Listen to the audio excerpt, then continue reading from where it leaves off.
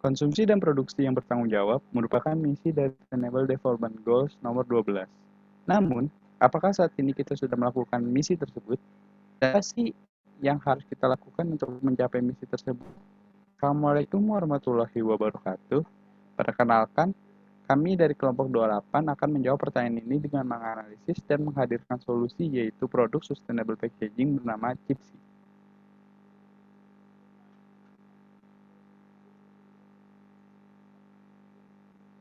Berikut ini adalah anggota dari kelompok kami, yaitu ada saya sendiri, Gemilang, Franciscus, Auni, Vidya, Salma, dan Safa.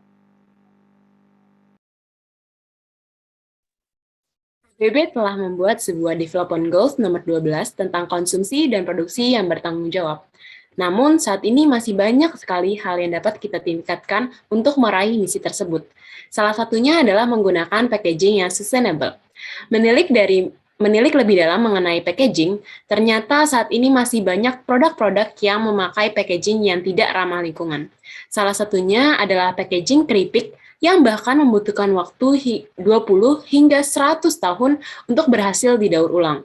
Untuk satu packagingnya, bahkan harus memakai 7 lapisan plastik yang sangat tidak ramah lingkungan.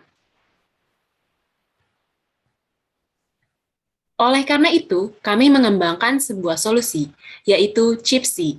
Chipsy merupakan packaging yang terbuat dari compostable material dengan desain yang efisien untuk penggunanya. Selain itu, packaging ini juga dapat digunakan untuk penanaman pohon.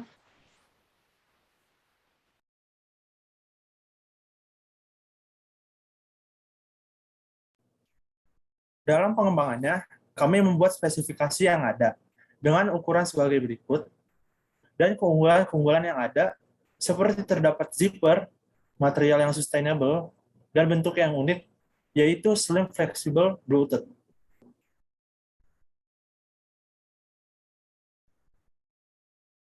Untuk merangkum value added yang ada, kami bagi menjadi 3, yaitu fungsionalitas, material, dan fitur produk. Pada fungsionalitas, produk ini berfungsi untuk packaging keripik dan juga dapat digunakan sebagai penanam pohon. Untuk material terbuat dari kombinasi daun nanas dan kertas yang didaur ulang. Sedangkan untuk fitur terdapat 3 kelebihan produk kami, yaitu yang pertama, fleksibilitas untuk membuka dan menutup produk dengan zip yang ada, sehingga menambahkan kesan stylish dan menambah proteksi untuk makanan. Yang kedua, mudah untuk dibawa dan tidak memakan tempat karena desain yang berbentuk fleksibel Bluetooth. Desain ini juga memungkinkan menurunnya ruang udara, sehingga persentase keripik bisa bertambah. Yang ketiga, packaging yang dibuka secara lebar menjadi serving bowl. Hal ini dapat memudahkan kita banget saat memakan keripik.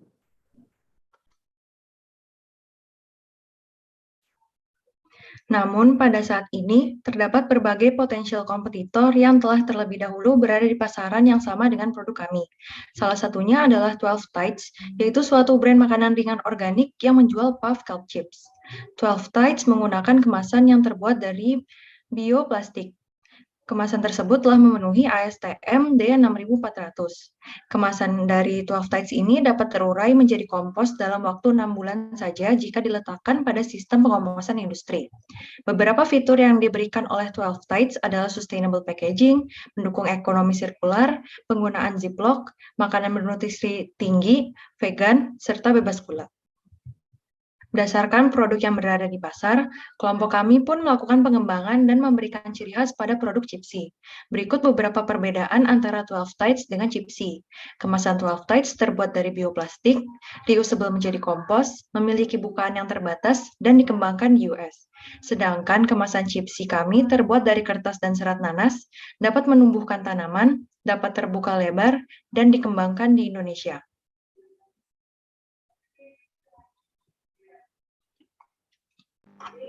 Setelah mempelajari NPD atau New Product Development model, kami mengidentifikasikan model NPD yang paling cocok dan sesuai dengan produk kami.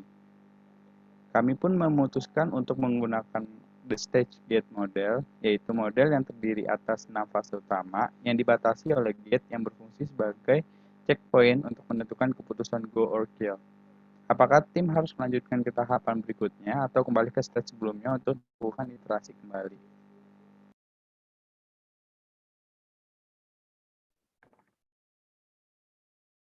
Kami melakukan NPD model analisis pada produk kami yang diawali dengan stage discovery untuk menggali dan mengidentifikasi peluang bisnis, juga menghasilkan ide dan produk baru.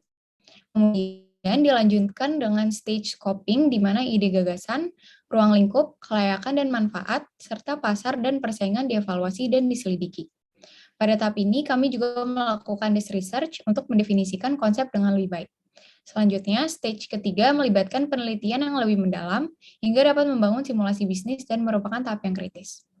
Kemudian, stage development meliputi desain aktual rinci, rencana pengembangan produk, dan desain proses produksi. Lalu memasuki stage testing and validation, yaitu membuat produk prototype untuk melakukan test and trials, untuk memverifikasi dan memvalidasi produk baru yang diajukan, beserta pemasaran dan produksinya.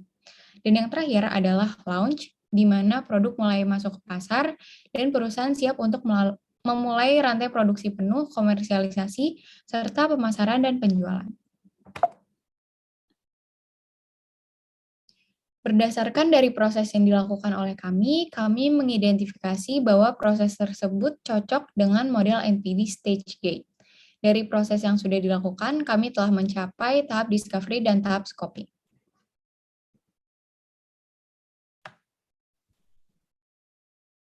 Dari proses ini, terdapat beberapa pelajaran yang dapat kami ambil. Yang pertama, memilih model NPD yang tepat merupakan hal yang penting dan esensial bagi semua bisnis.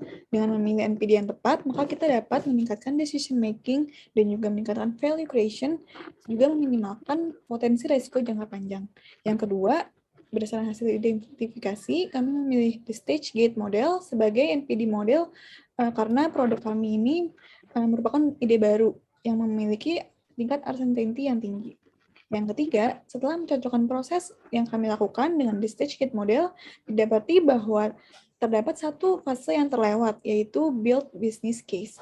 Hal ini membuktikan pentingnya model NPD dalam memastikan bahwa kami tidak melewati fase yang penting dalam mendevelop produk kami. Next. Berikut merupakan referensi yang kami gunakan. Next. Be a part of solution, not the pollution.